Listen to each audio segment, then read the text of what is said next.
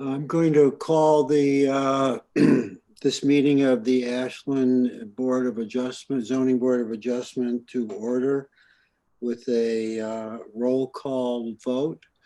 Mardine Badger, Here. Charlie Bozello, Here. Alan Silly, Present. Dave Toth, present. Due to the current COVID-19 pandemic, the governor issued emergency order number 12 that waived the location requirement for public officials at a public meeting. This meeting will be conducted electronically. We will encourage members of the public to join our meeting via our Zoom connection. I just wanted to, let me appoint alternate Alan Silly as a member of the Zoning Board of Adjustment for tonight's meeting. Just want to remind everyone where we are. The public hearing on case 2020-01 was closed at the last meeting, so there is no more public input. Tonight, the board is going to vote on the proposed gravel pit in the rural residential zone at the end of West Street. Before we do that, I want to review the minutes from the last meeting, because I have some corrections, but does anybody else have corrections before I begin? No? Okay. Most of my, or all of my corrections have to do with the summary that I presented last time. Just want to make a few corrections on page 2, line 18 and 19. I want to delete the sentence, the applicant has not done borings or engineering studies to determine whether the site was a borrow pit.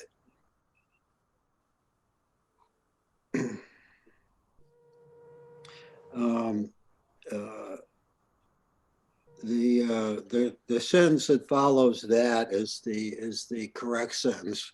The applicant has not done borings or engineering studies to determine whether the site would serve as a gravel pit / quarry. On line 28, the sentence that begins with the service road, I want to delete is possibly visible in the period and add the service. The sentence should read, the service road and the gravel pit / quarry could be visible from I-93.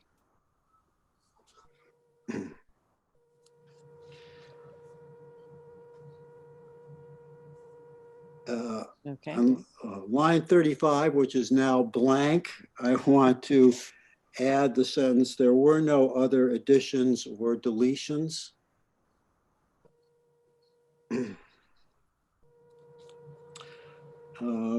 Minor grammatical error on line 39. The sentence begins, the common man's, I'm sorry.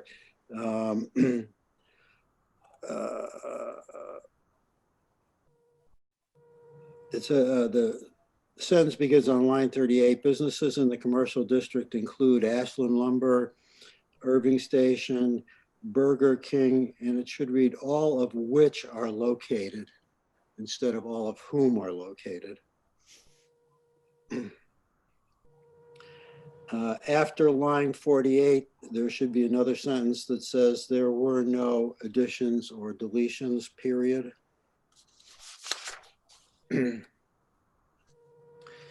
On page 3, after the sentence on line 5, there were no additions or deletions, period. And the same is true after line 13. There were no additions or deletions, period. Same is true after line 18. There were no additions or deletions, period. And after line 22, there were no additions or deletions, period. Okay. Are there any other corrections to the minutes? If not, I will entertain a motion to approve the minutes as So- corrected. So moved as corrected. I'll second that. Any discussion? All those in favor? Mardine Badger, Aye. Charlie Bozzillo, Aye. Alan Silly, Aye.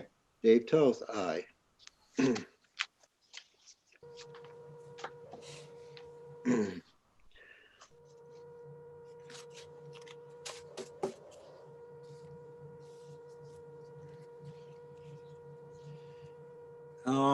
We did receive, Daniel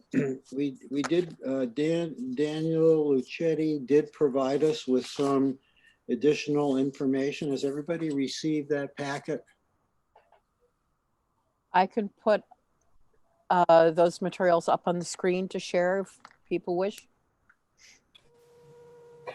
Yeah, I got the packet, so I'm okay with it. Okay. Alan, did you see it? I have not. Okay. Let me, just a moment here, and And I apologize for that. okay. One item, there were two items in the packet that were shared. One was some additional comments relative to a few of the criteria, and there was an adjusted plot plan map. I'll put up the, I'll share the criteria first, the text. Okay. And can everybody see this? Yes. Okay. Thank you.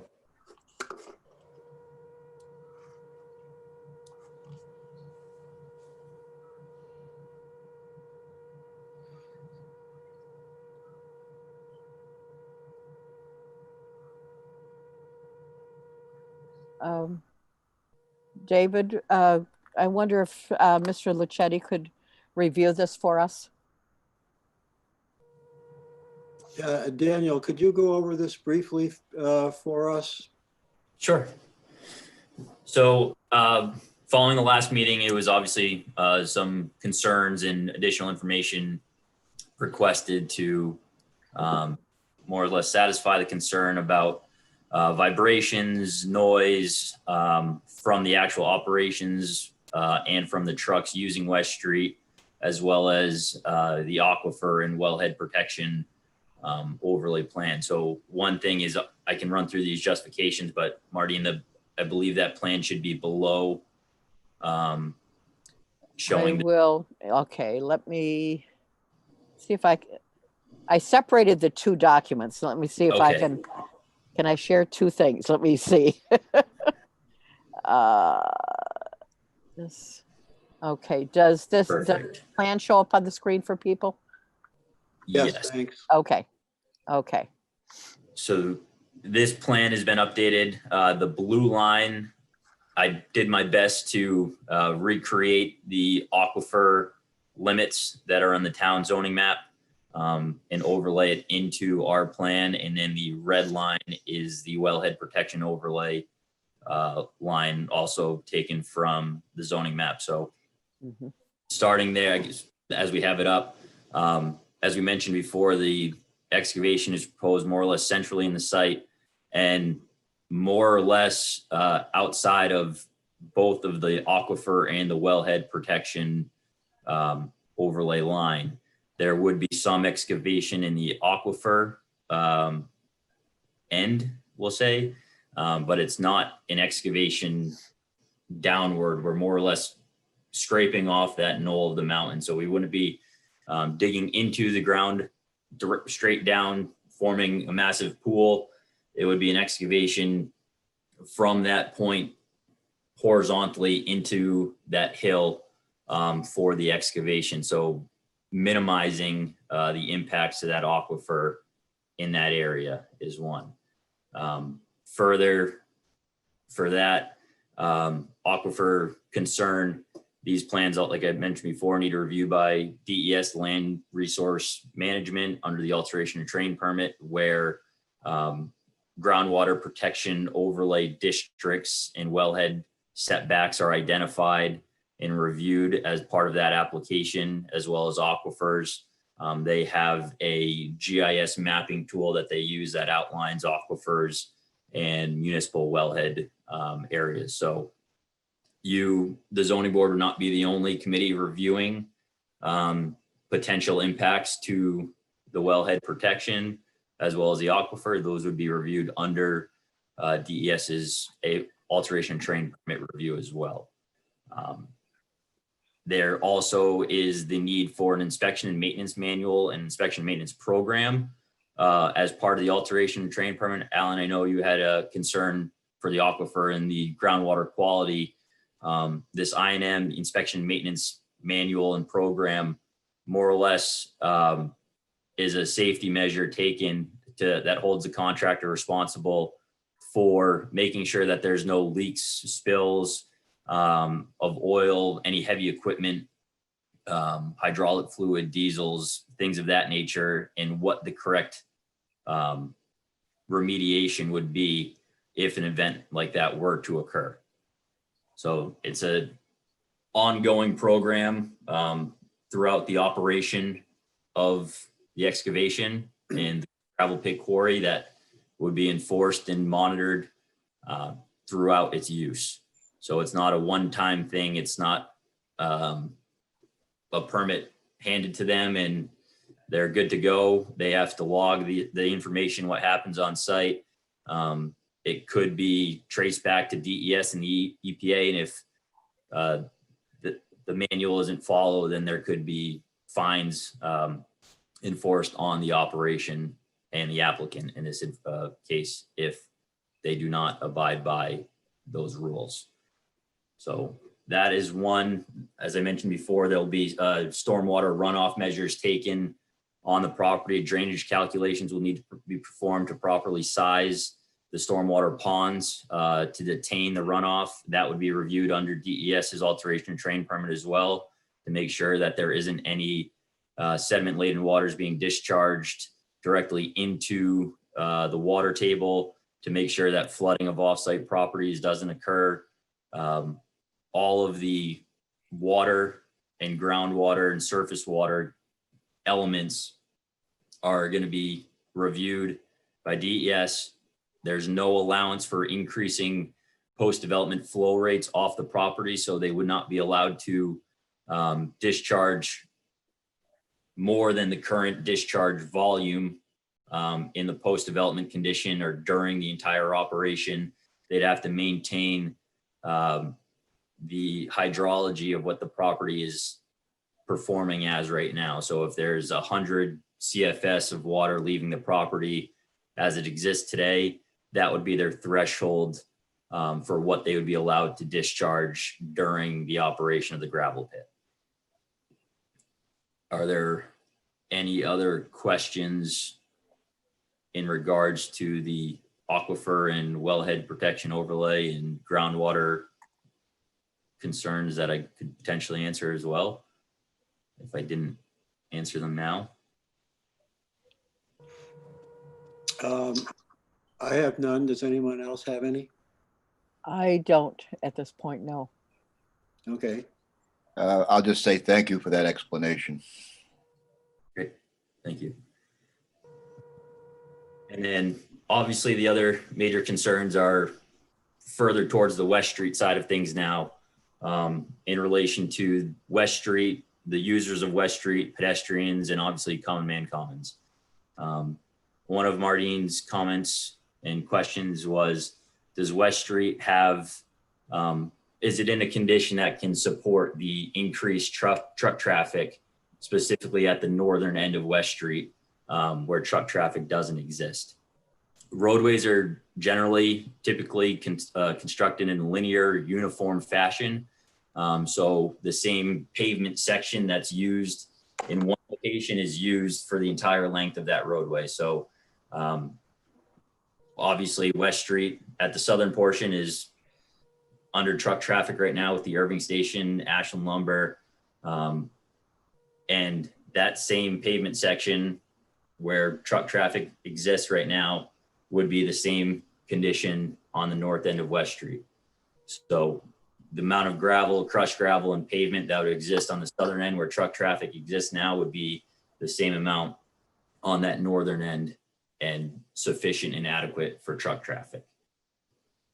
The geometry, the width, turning movements was one question. West Street, there's a increase in width towards the end of West Street at the dead end where the driveway for this property would go. That location would serve as a turnaround for passenger vehicles and trucks. Trucks obviously using the site would not be turning around in West Street. They would be going into the driveway right at the dead end of West Street. And there would obviously be sufficient on-site road networks for trucks to maneuver and turn and come back out onto West Street safely. The width of West Street is fairly consistent between the southern and northern end. Obviously, pedestrian safety is a major concern for this project. And the existing condition with pedestrians exists on West Street where truck traffic exists from Ashland Lumber and the Irving Station already. So the users of Common Man Commons and the other residential homes on West Street who would like to walk on West Street, unless if they're only walking on the northern 500 feet of West Street past the driveway of Ashland Lumber, they'd be walking in the same condition that would be proposed with this use, except for an additional approximately 500 feet. So the road does not narrow up past Ashland Lumber's driveway on West Street. The width is sufficient and consistent from that point to the end, and obviously increases in width at the end. And there's really no increase of risk based on the existing conditions since truck traffic is already present on West Street where pedestrians are walking from Common Man Commons towards the intersection of Irving, the liquor store, Burger King in that area. And the geometry is sufficient in width. I know there was another concern about vehicles parking on the roadway during winter months. This gravel pit would have limited to no use in the winter months.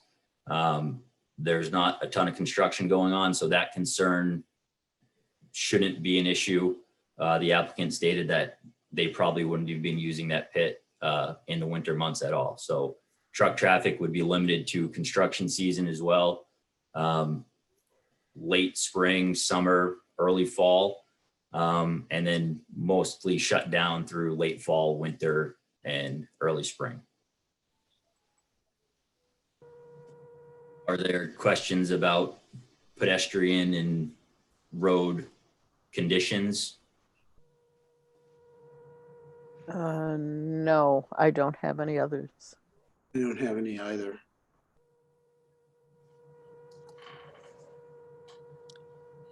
Okay.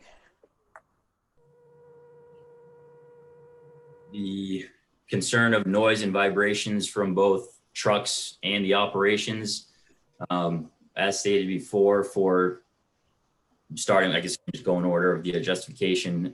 Blasting would be a very infrequent activity at the property. I mean, there could be a year plus between blasts. It wouldn't be a weekly, monthly occurrence. It would be as needed and very spaced out and infrequent. When blasts do occur, they would have to adhere to New Hampshire Code of Administrative Rules, SAFC 1600 explosives. And in those regulations, there are vibration limits and thresholds that the blasting operation must follow to protect abutting structures. And those thresholds need to be documented and recorded by the blasting company to make sure that they are not exceeding those levels and causing damage to abutting structures and making it a nuisance to abutters. That's the detailed information I can't present today, but they're the guidelines and rules that those actions would need to follow to protect the abutters from excessive vibrations during blastings when they would occur.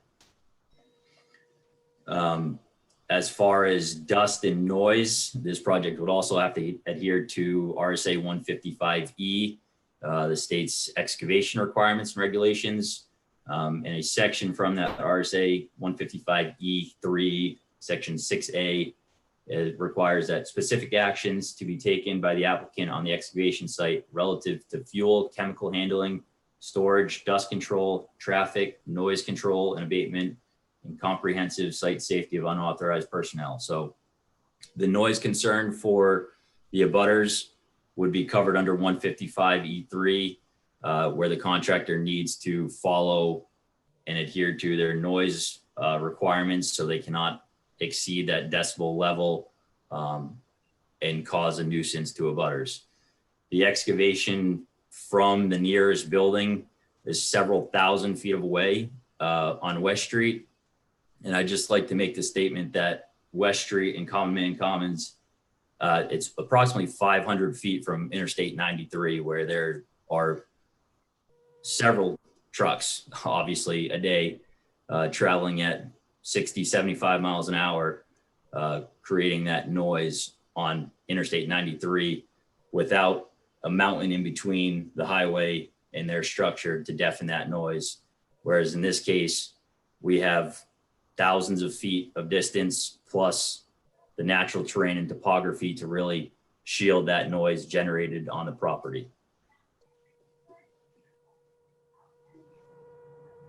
Are there any questions regarding noise and vibrations? No, I don't have any.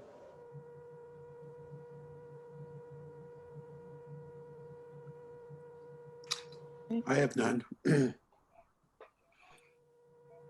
Are there, anyone have any other general questions they want to ask about this additional information? If not,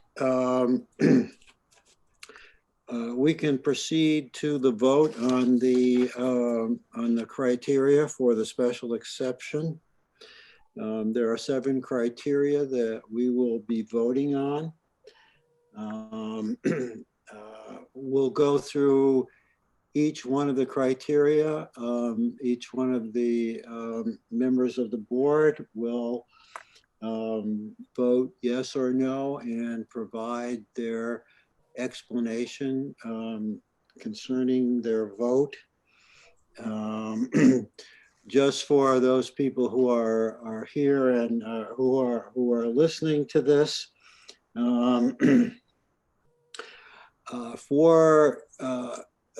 for this project to be approved, there must be at least 3 yes votes on each of the 7 criteria. If there isn't, if the votes don't add up to 3 on even one of the criteria, then the project will be disapproved. So we will vote on this, and then I will entertain a motion to either approve or disapprove the project. At the end, I believe Mardine has a copy of the appeal process, so we'll provide the appeal process, information about the appeal process at the end of our vote. If the project is approved, we can also at that point we can add conditions to the approval of the project if we so choose. Okay, I'm going to begin. I'm not going to take a motion on each one of these, but we will have a motion at the end of the process. Criteria 1, the specific site is an appropriate location for the intended use or structure. Mardine?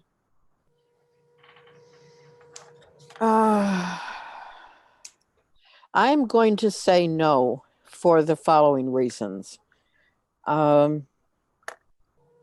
While it is in the rural residential zone and we would be allowed to approve a special exception for this in that zone, I am going to say no because it on the northern and on the eastern sides, there are very large expanses of conservation land surrounding that area. I do acknowledge that the applicant did give further explanation as to the protection of the aquifer and wells. I still have some concern, not extensive, but my main concern is the nature of the land surrounding it is primarily conservation, except for the southern end. So I'm going to say no. Charlie Bazzillo? In my review, is that land looks like a quarry. It has a natural resource consistent with being used for rock harvesting as a quarry. And so I will vote yes. Alan Silly?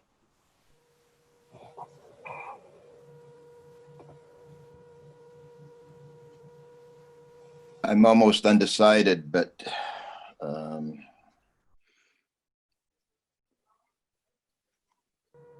obviously they have made a better case with the additions today.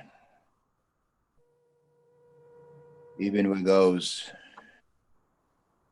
comments being brought forward, I still have reservations about this project, so I'm going to vote no.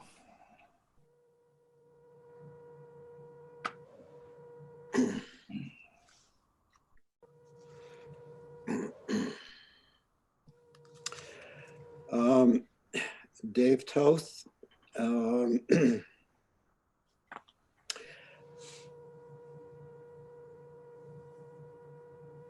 am going to vote yes on this.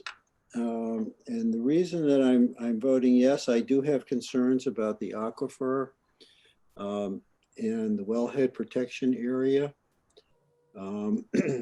But I believe that if we were to forward this project on to the planning board, that those concerns would be taken care of by the permitting process.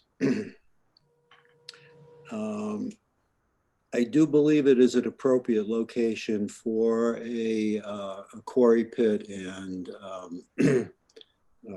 gravel pit and quarry. Criteria 2, the use will be compatible with neighboring land uses. Mardine Badger?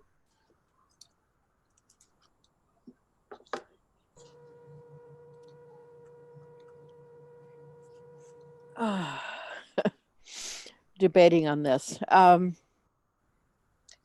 I did mention under the first criteria, the extensive conservation land surrounding two sides of this. At the same time, I recognize that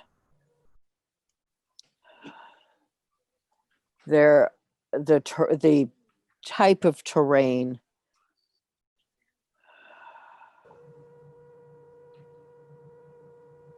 can provide some sheltering and I'm going to say yes at this point.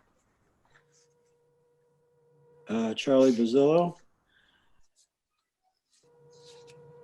I also believe that I will vote yes on this article also. It's bounded by a major interstate highway. It's remote enough, given the nature of the budding properties. It's shielded by a natural topography. And so I think it's appropriate. Alan Silly?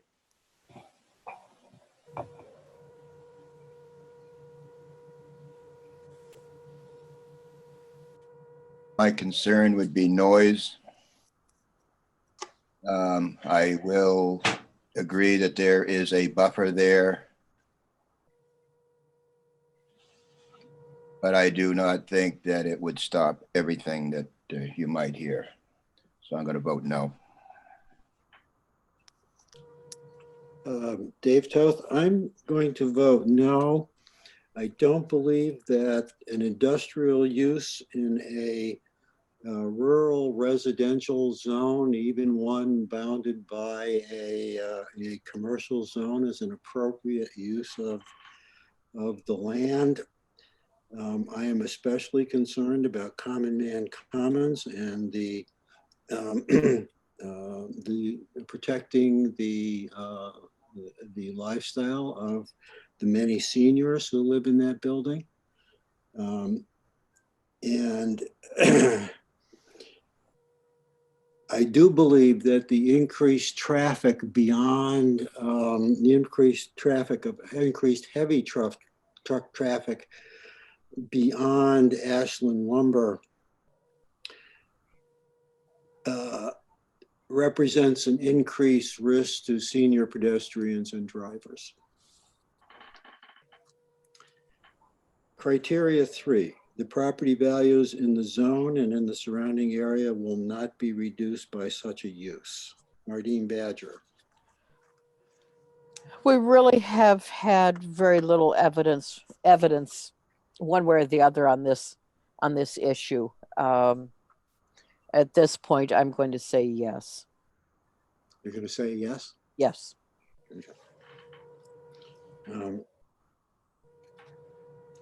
Charlie Bazzillo? I think that beyond not being reduced, I think that the additional revenue to the town would be very welcome and may have an overall positive impact on the tax rate and the property values for the entire community. So I'm going to vote yes. Alan Silly?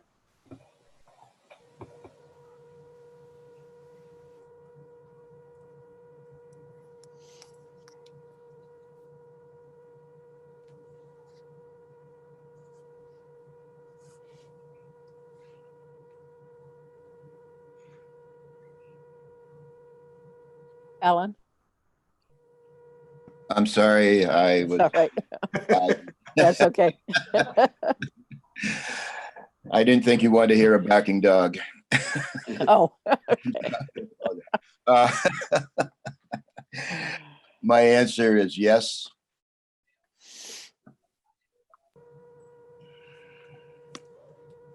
And my answer is also yes. We had very little evidence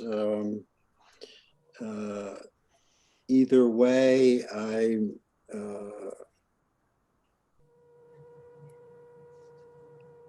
But I feel that the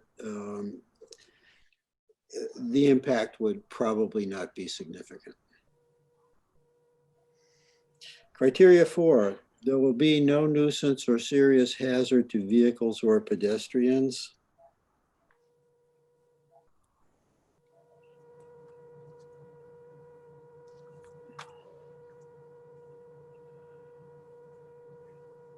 Mardine Badger? I will say no. While, yes, there is truck traffic on that road, more commonly on the lower half of West Street. At the same time, this is going to increase the traffic in an area where there has been limited traffic, and it will, I believe, exacerbate the issue of pedestrians more so. Charlie Bazzillo? I think there will be some increased nuisance. I think that's just a simple arithmetic that there will be more traffic. However, I believe that West Street is a good road. It's laid out basically in a way that ameliorations can be applied, and that when this goes to the planning board, the issues of nuisance can be addressed there and will be addressed successfully, in my view. So I vote yes. Alan Silly,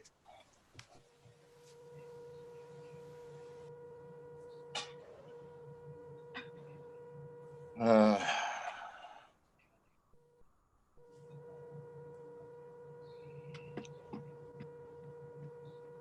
I will vote yes.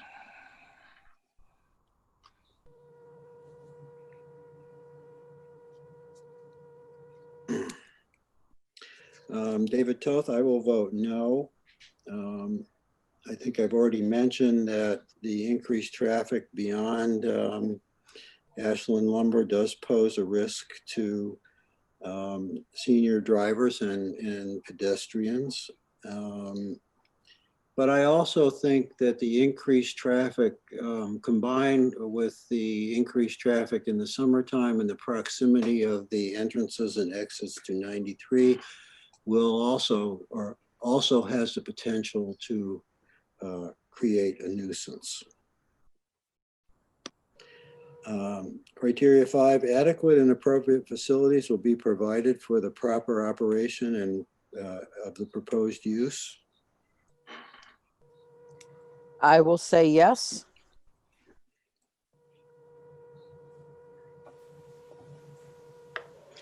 Charlie Bizal, And I will say yes also. Alan Silly, Yes. Dave Toth, yes. The proposed use will comply with the minimum lot sizes, frontages, and setback requirements set forth in 2.3, whatever that is. That has to do with the setbacks and frontage requirements for the different zones. And it does, and I'm Oh, going to okay. say It's yes, it does abide by all of that. On my sheet, it only says 2.3, so Yeah, okay. Mardine Badger, Yes, Charlie Bizillo, Yes. Alan Silly, Yes. Dave Toth, yes. Existing road and highways are compatible of carrying the additional traffic, Mardine Badger. I'm going to say yes, and I'm distinguishing this from criteria number 4. Criteria number 4, my issue with that has to do with the effect of the traffic on pedestrians.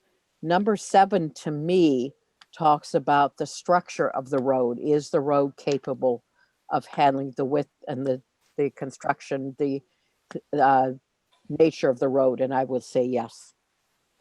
Charlie Bizillo, I also say yes on this. Alan Silly, Gonna say no.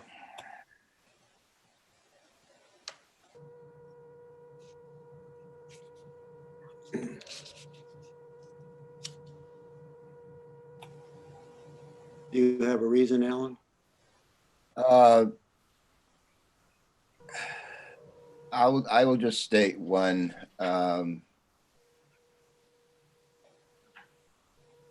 Mixed flow traffic is in my mind, but it's still the wear and tear of that road, no matter what. I'm going to say yes. I believe the existing road structure and the adjoining highways are capable of carrying the additional traffic.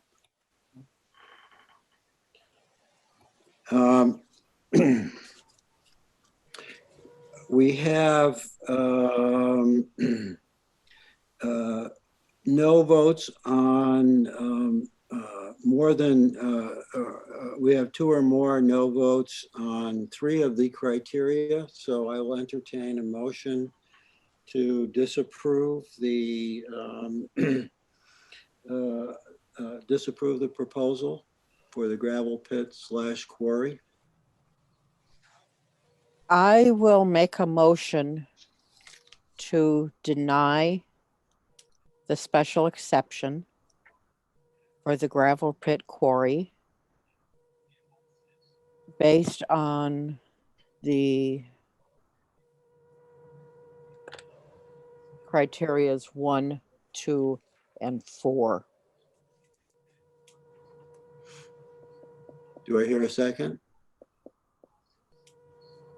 Second. Is there any discussion?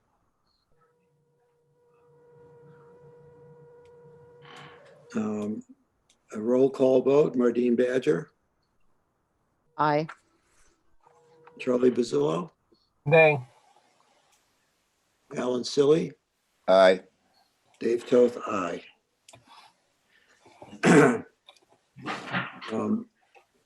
The special exception has been denied. Mardine, would you read the appeal process? I will. That is, let me pull that up just a minute here. I don't have it printed on to share on the screen. However, it is New Hampshire RSA chapter 677, actually section 677:1 through 677:14. It's just summarizing it briefly. Within 30 days after the decision is made, any party to the action or proceedings or any person directly affected thereby may apply for a rehearing in respect to any matter determined in the action or proceedings. And I'm going to read just pieces of it. It must also specify in the motion for rehearing the grounds for the rehearing. And then the zoning board will determine whether they will grant a rehearing within 30 days. So the motion for rehearing has to be filed within 30 days of the decision. The zoning board has then 30 days to determine whether they will grant a rehearing. And then once they determine, if they determine that they will grant a rehearing, the rehearing shall be within 30 days of that date. And that's the basic procedure. It is outlined in detail, as I said, in New Hampshire RSA 677:1 through :14. There is also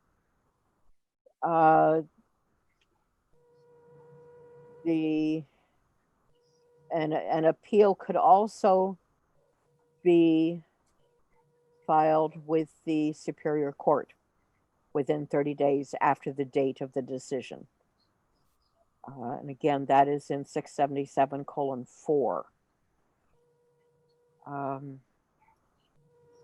So any party, as I said, let me go back to the wording. Any party to the action or proceedings or any person directly affected thereby may apply for a rehearing and file an appeal.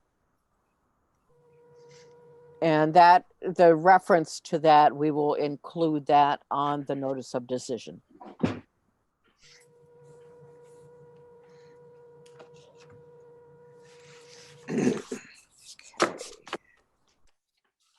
Okay, I don't have any more business at this time.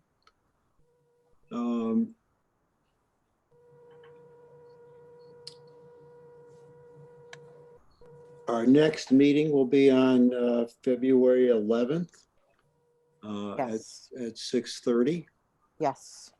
And I believe I have heard from our land use assistant, there may be another case being filed for the zoning board to consider. Okay, I'm not sure whether it's special exception or variance, but it's a different property, different situation. okay. Okay, well, we'll be checking our mail to hear about that. Yes. Okay, if there is no more business, I will adjourn the meeting until our next meeting on February 11th.